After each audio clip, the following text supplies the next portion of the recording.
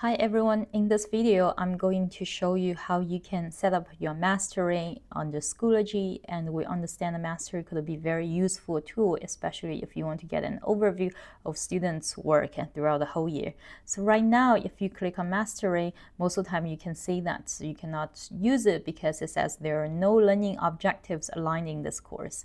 So what you need to do is, let's go back to the class. We go to add material, especially if you're assigning an assignment or a test or quiz. You go there and you can put all of the different things. For example, I'm putting test, and then you will find here learning objectives. Right now, if you click on it, you will find it's for school and then secondary, and if it's NYP, and you might be able to find any of the subject you're thinking about it. If you click on it, you add learning objectives, and I'm gonna do category as test as well. Once you click create, now you have set up the learning objectives along with your assignments.